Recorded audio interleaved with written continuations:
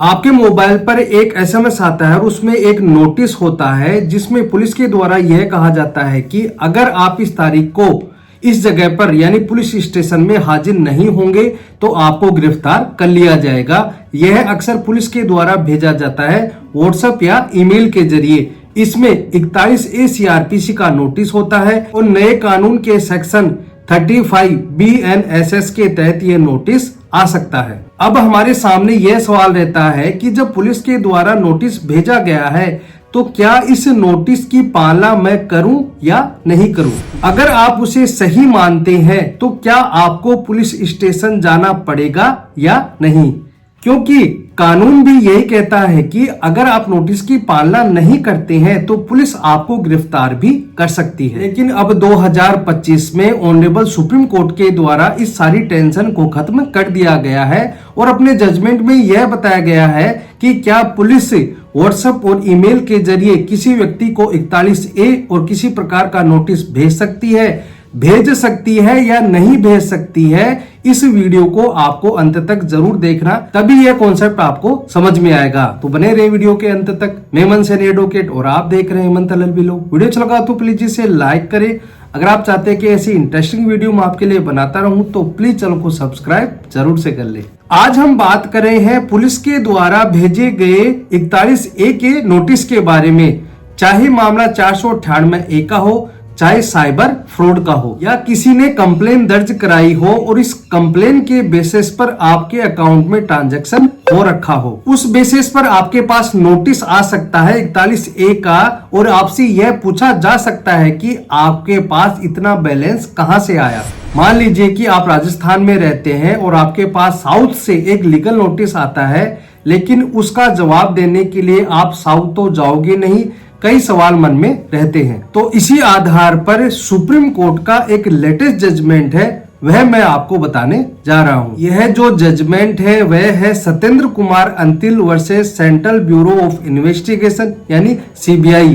ये जो जजमेंट है वह पहले ही आ चुका है, लेकिन इसमें लगातार ही डेवलपमेंट हो रहे हैं। इसी डेवलपमेंट के तहत ही फरवरी 2025 में सुप्रीम कोर्ट ने एक नई गाइडलाइन जारी की है।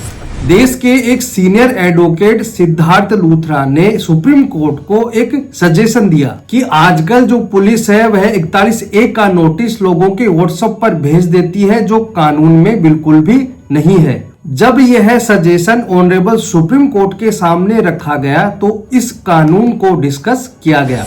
क्या डिस्कस किया गया इसके बारे में मैं आपको बता देता हूं। भारत के क्रिमिनल प्रोसीजर कोड के हिसाब से पुलिस के पास पावर होती है कि कहीं पर कॉग्निजेबल ऑफेंस यानी संज्ञेय अपराध हुआ है तो ऐसी परिस्थिति में पुलिस बिना वारंट के भी उस व्यक्ति को गिरफ्तार कर सकती है। लेकिन धीरे धीरे मामला बढ़ने लगा और यह पता लगने लगा कि पुलिस अपनी पर्सनल रंजिश या किसी व्यक्ति को परेशान करने के लिए भी उस व्यक्ति को गिरफ्तार कर सकती है। इसलिए CRPC में 41A का क्लोज डाला गया, जहां पर पुलिस को यह लगता है कि गिरफ्तारी की आवश्यकता नहीं है तो उस व्यक्ति को CRPC के सेक्शन 41A का नोटिस दिया जाएगा और नए कानून के तहत 35 BNSS यानी भारतीय नागरिक सुरक्षा संहिता के तहत उसे नोटिस दिया जाएगा। CRPC 41A का मतलब यह होता है कि जब आपके खिलाफ संज्ञेय मामले में कोई FIR दर्ज होती है तो पुलिस के द्वारा आपको CRPC के सेक्शन 41A का नोटिस दिया जाएगा, आपको थाने पर बुलाया जाएगा। अगर आप उसकी पालना नहीं करते हैं तो ऐसी स्थिति में पुलिस आपको गिरफ्तार भी कर सकती है। फिर दोबारा से एक जजमेंट आता है अरनेश कुमार बनाम स्टेट ऑफ बिहार। इसमें सुप्रीम कोर्ट इस बात को बिल्कुल क्लियर करती है कि जब 498A के मामले बढ़ रहे हैं और उनमें गिरफ्तारियां भी हो रही हैं तो ऐसी स्थिति में हम CRPC के सेक्शन 41A के नोटिस को मैंडेटरी कर देते हैं। और यह जो आदेश दिया गया है अरनेश कुमार बनाम स्टेट ऑफ बिहार में, यह न केवल 498A डिवोर्स इन मामलों के अलावा जिन मामलों में 7 वर्ष की सजा का प्रावधान दिया गया है उन पर भी यह लागू होगा। कहने का मतलब है कि जिन मामलों में 7 वर्ष और 7 वर्ष से कम की सजा का प्रावधान दिया गया है उन मामलों में पुलिस आपको सीधा ही गिरफ्तार नहीं कर सकती है, बल्कि आपको 41A का नोटिस दिया जाएगा। जो मामले हैं 420, 406 और 498A इन मामलों में पुलिस आपको सीधा गिरफ्तार नहीं कर सकती है। आपको पहले 41A का नोटिस दिया जाएगा, आपसे पूछताछ की जाएगी, उसके बाद ही कोई एक्शन लिया जाएगा। अगर आप 41A की नोटिस की पालना नहीं करते हैं तो आपको पुलिस गिरफ्तार भी कर सकती है। कई ऐसे जजमेंट भी आए हैं जिसमें पुलिस के द्वारा 41A का नोटिस नहीं दिया जाता है और सीधा ही गिरफ्तार कर लिया जाता है, तो इस आधार पर उन पुलिस वालों पर कंटेम्प्ट की कार्रवाई भी की गई है और कई पुलिस वालों का 1 व 2 दिन के लिए वर्क सस्पेंड भी किया गया है। अब कोर्ट के सामने यह सवाल आया कि जो नोटिस है वह व्हाट्सएप या ईमेल के जरिए भेजा जा सकता है या नहीं। एक मामला सामने आता है, इसमें हरियाणा का एक स्टैंडिंग वारंट था।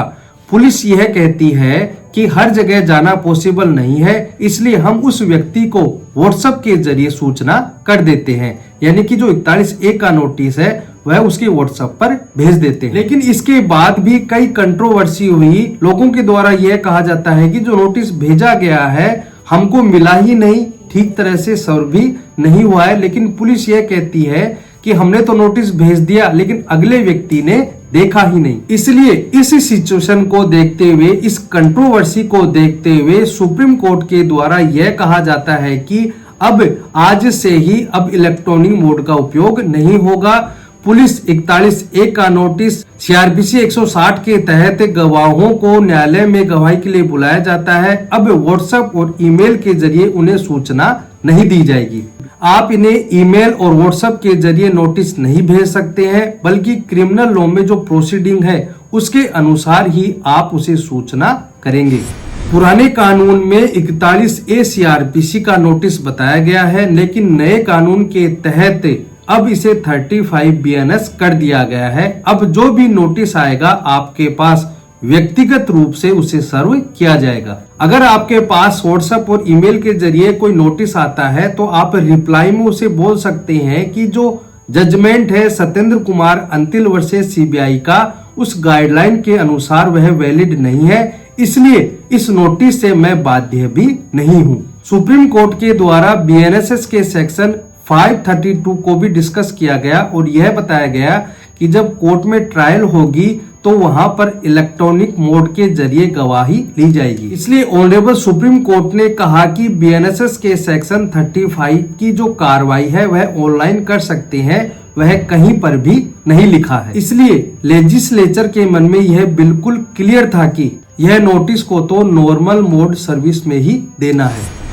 इसी प्रकार यदि पुराने कानून की बात करें तो क्रिमिनल प्रोसीजर कोड में यह कहीं पर भी नहीं लिखा है कि हम ऑनलाइन व्हाट्सएप या ईमेल के जरिए नोटिस भेज सकते हैं। अगर कानून में नहीं है तो इस प्रक्रिया को हम अपना भी नहीं सकते हैं। अब सुप्रीम कोर्ट के द्वारा सभी राज्यों को यह गाइडलाइन दी है कि आप एक स्टैंडिंग ऑर्डर निकालें और पुलिस को डायरेक्शन देंगे कि आप 41A व 160 CRPC और नए कानून में 35 BNS के सेक्शन के तहत अगर नोटिस भेजते हैं तो इलेक्ट्रॉनिक मोड से नहीं भेजेंगे, बल्कि व्यक्तिगत रूप से ही भेजा जाएगा। तो आज आपको यह समझ में आ गया होगा कि आज के बाद किसी भी तरह से व्हाट्सएप और ईमेल के जरिए कोई नोटिस आता है तो आप उसको मानने से इनकार कर सकते हैं। केवल व्यक्तिगत रूप से ही आपको नोटिस सर्व किया जाएगा। तो दोस्तों आज के लिए इतना ही। वीडियो अच्छा लगा तो प्लीज इसे लाइक करें। अगर आप चाहते हैं कि ऐसे इंटरेस्टिंग वीडियो मैं आपके लिए बनाता रहूं तो प्लीज चैनल को सब्सक्राइब जरूर से कर लें और ऑल पर सेट कर लें ताकि वीडियो का नोटिफिकेशन आपके मोबाइल पर आता रहे। धन्यवाद।